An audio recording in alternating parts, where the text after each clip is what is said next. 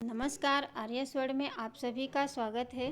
फिर से लेकर आए हैं बहुत ही कमाल की टिप्स है जिससे आपके सामान की सुरक्षा हो जाएगी। तो देर ना करते हुए हम शुरू करेंगे सबसे पहली टिप्स हमारी बहुत ही खास है। आप लोग अंत तक ज़रूर देखना, वीडियो बहुत ही काम की होने वाली है। जैसे कभी कभी होता है बच्चे फर्श पर इस तरह से दाल सब्जी गिरा देते हैं और हम लोग भूल जाते हैं तो वो सूख जाता है। उसको छुड़ाने में हम लोग क्या करते हैं, कहीं चाकू लेके बैठ जाते हैं या कहीं किसी चीज़ से रगड़ने लगते हैं तो क्या होता है, फर्श पे हमारे निशान पड़ जाते हैं। तो आपको क्या करना है, हल्का सा पानी इसके ऊपर डाल दीजिए और पानी डालने के बाद में जो कपड़ा धुलने वाला ब्रश होता है उसको आप इस तरह से लगाएंगे तो तुरंत के तुरंत सारा छूट जाता है। बस गीला करना रहता है और उसके बाद में आप कपड़े से इसे पोंछ सकते हैं। इससे आपकी फर्श पे निशान भी नहीं पड़ेगा और आपकी फर्श साफ भी हो जाएगी। देखिए, आप देख सकते हैं बिल्कुल भी नहीं लगेगा कि यहाँ पे कोई चीज़ गिरी हुई थी। ये बहुत ही कमाल का है। एक बार ये आइडिया ज़रूर यूज करना, फिर मुझे कमेंट करके ज़रूर बताना। अगली टिप्स है हमारी, जैसे कैसरोल दिन भर में यूज ही होता रहता है लेकिन इसमें दाल सब्जी की स्मेल आने लगती धीरे धीरे काफ़ी दिन हो जाएं, तो इसको स्मेल दूर करने के लिए हमें क्या करना चाहिए, इसमें हम डाल देंगे थोड़ा सा नमक डाल दीजिए और नमक डालने के बाद में इसमें गर्म पानी डाल के कम से कम 10 मिनट के लिए इसे ढक करके रख देना है। इससे क्या होगा, इसमें जितनी भी स्मेल आती है सारी ख़त्म हो जाएगी और आपका कैसरोल एकदम साफ़ हो जाएगा। क्योंकि होता है ना, जैसे कोई सब्ज़ी रख देते हैं तो उसकी महक आती रहती है, तेल हो या मसाले की खुशबू आती रहती है। तो बस इस तरह से आपको छोटा सा काम करना है। अब इसे साफ़ पानी से ऐसे ही धुल लेना है और धुल करके उसके बाद आप इसमें कोई भी चीज़ रखेंगे तो उसमें कोई भी स्मेल नहीं आती है। नहीं तो ऐसा होता है जैसे हमने कोई सब्ज़ी रख दी, फिर इसके अंदर चावल रखे तो चावल में भी उसी तरह से महकने लगते हैं। तो उम्मीद करूँगी ये टिप्स आप लोगों को ज़रूर पसंद आएगी। अब बढ़ते हैं, जैसे कि हमारा जो फॉइल पेपर का रोल होता है, ये जो होता है ये बहुत ही कमाल का है। और इस तरह के जो डब्बे होते हैं हम लोग क्या करते हैं, इन्हें फेंक देते हैं। लेकिन ये हमारे जैसे चूड़ियाँ हैं बहुत ढेर सारी इस तरह से डेली पहनने वाली, हम लोग जैसे निकालते हैं इधर उधर डालते रहते हैं, फिर आपस में मिक्स हो जाती हैं, फिर पहनने में हमें दिक्कत होती है।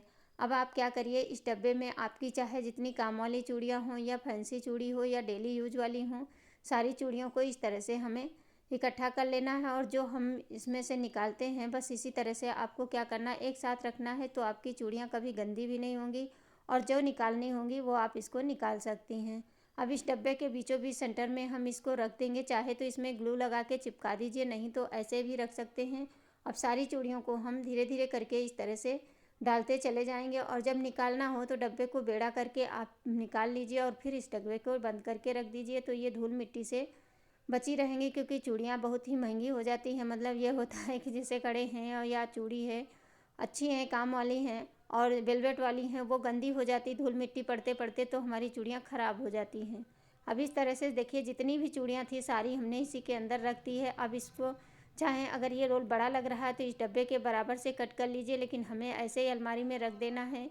बस देख सकते हैं सारी चूड़ियाँ एक ही डब्बे के अंदर आ गई, ना धूल पड़ेगी ना ही मिट्टी पड़ेगी और आपकी चूड़ियाँ एकदम साफ़ सुथरी रहेंगी।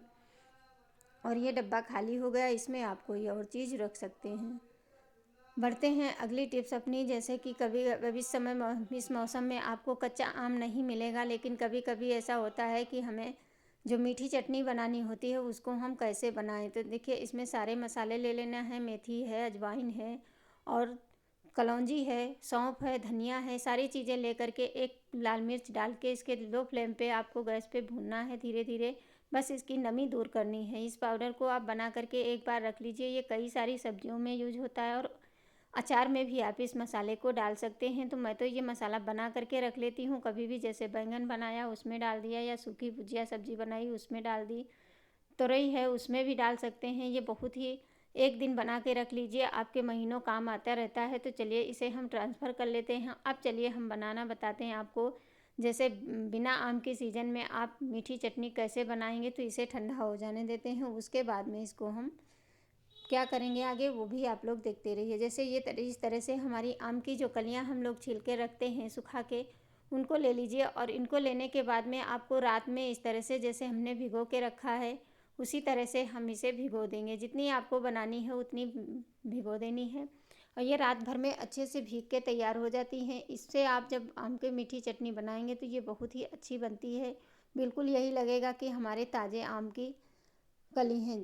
तो इस तरह से देखिए, अब चलिए हम एक कटोरी गुड़ ले लेंगे, मतलब हमारी आधी मतलब बहुत ज़्यादा कलियाँ नहीं थी, उस हिसाब से आप ले लीजिए। और जो ये खटाई का पानी है, इसको आप इसी के अंदर डाल के गुड़ को घोल लीजिए। गुड़ को इसलिए घोल लेते हैं ताकि इसमें जो मिट्टी के कण होते हैं या कोई भी चीज़ होती है वो छानने से निकल जाती है। अब इस मसाले को हम मोटा मोटा दरदरा पीस लेंगे और पीसने के बाद में हम आगे ढक्कन लगा के इसे पीस लेना है। और इसमें थोड़ा सा नमक डाल दीजिए ताकि ये अच्छे से पिस जाए। कभी कभी ऐसा होता है जैसे हम मसाले कम भूनते हैं और बहुत ज़्यादा भून लेते हैं तो इसका टेस्ट चला जाता है, स्वाद।